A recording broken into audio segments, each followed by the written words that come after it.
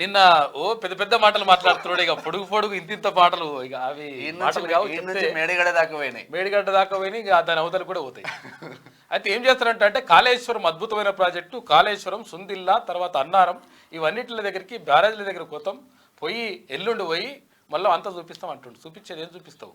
నిజంగానే అద్భుతం. అయితే తీన్మార్ మల్లన్న మీరు మనం అందరం పోయినప్పుడు ఎందుకు అడ్డుకున్నారు? కాంగ్రెస్ వాళ్ళు పోయినప్పుడు ఎందుకు అడ్డుకున్నారు? బండి సంజయ్ పోయినప్పుడు ఎందుకు అడ్డుకున్నారు? నీ ప్రభుత్వం అధికారంలో ఉన్నప్పుడు, అంటే నువ్వు అధికారంలో ఉన్నప్పుడు కనీసం అక్కడ కూడా పోకుండా అడ్డుకొని ఆ మాదేవపురం కాడ తీన్మార్మలను అరెస్ట్ చేసేసి కేసులు పెట్టి రకరకాలుగా వేసిండ్రు. ఆ తర్వాత చాలా మంది విపక్ష నాయకులందరూ పోతే కూడా వాళ్ళందరూ కూడా ఈటల రాజేందర్ అడ్డుకుంటే, బండి సంజయ్ అడ్డుకుంటే, ఇప్పుడు మేము మేడిగడ్డ గురించి చూపిస్తాం, మేడిగడ్డ అద్భుతం సూపర్ అని చెప్పేసి డూపర్ చెప్తా ఉన్నాడు ఆయన కేటీఆర్. ఇక నిన్న ముఖ్యమంత్రి రేవంత్ రెడ్డి గారు గట్టిగానే అరుచుకున్నాడు. అరే నువ్వు వస్తావో నీ అయ్యి వస్తావో రండి, వచ్చి ఒక్క సీటు గెలిపించుకోరు. ఏడా ఇక్కడ లోక్సభ ఎన్నికలకు సంబంధించి ఒక్క సీటు గెలిపించుకొని చూద్దాం ఒకసారి మీ కథ ఏందో అని చెప్పేసి నిన్న ముఖ్యమంత్రి గట్టిగానే అరుచుకున్నాడు సభలో. అయితే మెదక సరే ఏదైతే ఏంది కానీ మొత్తం మీద ఒక్క సీటు గెలిపించుకొని చూడరు అని చెప్పేసి ముఖ్యమంత్రి చేసినటువంటి వ్యాఖ్యలు ప్రధానంగా నిన్న చర్చనీయాంశంగా మారినాయి. అంటే నిజంగా మేము ప్రభుత్వాన్ని గూలగొడతాం, అది చేస్తాం, పీకేస్తాం, ఏకేస్తాం, ఇదంతా కూడా డైలాగ్లు వద్దు. తర్వాత ఇంకా కూడా శరం తప్పి అంటారు కదా, ఇంకా ఊర్లలో శరం తప్పి ఇంకా కూడా నేను కాళేశ్వరం పోతా ఏదో చేసిన అని చెప్పేసి మొత్తం నాశనం చేసి, అయితే కూలిపోతాయంట, ఉంటాయంట, మళ్ళీ కడతారంట, ఇవన్నీ కథలన్నీ నడుస్తూ ఉన్నాయి. తర్వాత ఏమన్నాడు, అప్పుడు ఏదైతే నిర్మాణ సంస్థ ఉంటుందో ఆ సంస్థనే భరిస్తుంది ఖర్చు అని అన్నాడు కదా. మరి నిర్మాణ సంస్థ భరిస్తలేదు, మరి ఇప్పుడు నువ్వు భరిస్తావా? లేకపోతే ఇంటికెళ్ళి తెచ్చి ఇట్లా ఇస్తావా? లేకపోతే మీరు ఆయన తెచ్చిస్తాడా? మీ ఆస్తులను 100% ప్రభుత్వం అంటే దీనిపైన ఆలోచన చేయాలి. తర్వాత 100% దర్యాప్తు చేయాలి. దర్యాప్తు చేసి వీళ్ళు ఎవరైతే ఉన్నారో వీళ్ళ ఆస్తులు, వీళ్ళ బంధువులు, వీళ్ళ కథా కార్ఖానా ఎక్కడెక్కడైతే పోయినాయో అవన్నీ కూడా లక్షల కోట్ల రూపాయలు కొల్లగొట్టినరో అవన్నీ కూడా ఆస్తులు జప్తు చేయాల్సిన అవసరం 100% ప్రభుత్వానికి ఉన్నది. ఎందుకనంటే ఇంకా కూడా ప్రజల్ని మభ్య పెడదాం, ఇంకా కూడా ఏదో చేద్దామని చెప్పి చూస్తూ ఉన్నారు. ఇది కాదు, అయిపోయింది. ఇక రామారావు ఇంకా రామన్న అయిపోయింది. ఇంకా కూడా నేను ఇంకా మళ్ళీ ఏదో లేస్తుంది, మళ్ళీ ఏదో పోతుంది అనుకుంటే ఇక అది కాని పని.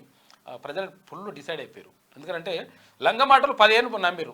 10 ఏళ్ళు నమ్మినాక కూడా ఇంకా నమ్మిద్దామని చెప్పేసి ఇంకా మోసం చేద్దామని నిరుద్యోగులు నిండా ముంచాలనుకున్నావు. నువ్వు మొత్తం నాశనం చేయాలనుకున్నావు. ఏం బీక్తారు అనుకున్నావు? పీక్ చూపించారు కదా, తీసుకొచ్చి రోడ్డు మీద ఎండలో కూర్చుంటున్నావు కదా. ఎన్నడన్నా కూర్చున్నావా? ఎన్నడన్నా మనుషుల్ని కలిసినావా? ఎన్నడన్నా నిరుద్యోగుల దగ్గరికి వచ్చినావా? ఎన్నడన్నా లేకపోతే పబ్లిక్ని కలిసినావా? ఏడుకొచ్చింది కథ అట్లనే ఉంటుంది. ఊగి ఇవాళ గాడికే వస్తుంది. కాబట్టి ఇట్లా ఏసుడు కరెక్ట్ కాదు. ఇప్పుడు ప్రభుత్వం చెప్తా ఉంది 2 లక్షల ఉద్యోగాలు 100% మేము నింపుతాం. తర్వాత ఇప్పుడే అంటే ఇవాళనో రేపో నోటిఫికేషన్ వస్తుంది.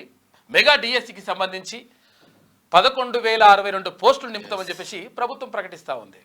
ఇటువంటి పరిస్థితి ఏమన్నా తీసుకొచ్చినావా? ఏమన్నా కనీసం ఉన్నదా? ఆ ఇంకిత జ్ఞానం ఉన్నదా? మొత్తం ప్రజలు చచ్చిపోతూ ఉంటే మీరు రాజభోగాలు అనుభవించుకుంటే దేశాలు తిరిగినావు కదా.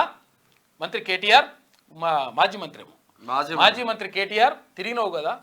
మరి ఇప్పుడు గుర్తుకొచ్చిందా? ఇప్పుడు మేడిగడ్డ, సుందిల్లా, ఇప్పుడు ఇవన్నీ కథలని చెప్తా ఉన్నావు. నీ డ్రామాలో కూడా నమ్మే పరిస్థితి లేదు. మీ నాయన్నే నమ్మడు. చూడు ఒకసారి, మీ నాయన కూడా నమ్ముతట్లేడు. ఇక అదో పరిచయం ఉన్నది మాకు. ఇప్పుడు ఏమంటారు? ఇప్పుడు కాక కూడా నమ్మే పరిస్థితి లేదు. మేడిగడ్డ మాత్రమే కాదు, అన్నారం పోతాము, సుందిల్ల పోతాము, కాళేశ్వరం పోతాము, మేడిగడ్డ పోతాము, ఊరుగడ్డ పోతాం, బొందలగడ్డ పోతాము. ఏ తోకమట్టున్నది మేడిగడ్డ కాడ. మన మేడిగడ్డ మాత్రమే కాదు, అన్నారం పోతాము, సుందిల్ల పోతాము, కాళేశ్వరం పోతాము, మేడిగడ్డ పోతాము, ఊరుగడ్డ పోతాం, బొందలగడ్డ పోతాము. ఏ తోకమట్టున్నది మేడిగడ్డ కాడ. అంత అయిపోయా. తోకమట్టున్నాడు మేడిగడ్డ కాడ. ఏం పోతావు, ఏం కథ అని చెప్పేసి నీకే కౌంటర్ ఇచ్చినట్టు ఉన్నది కదా. 100% గదే కథ. కాబట్టి నువ్వు ఇంకా కూడా సోయి తెచ్చుకోకపోతే ఇంకా భ్రమలలో బతికితే ఇక ఎవరు ఏం చేయలేరు ఇక.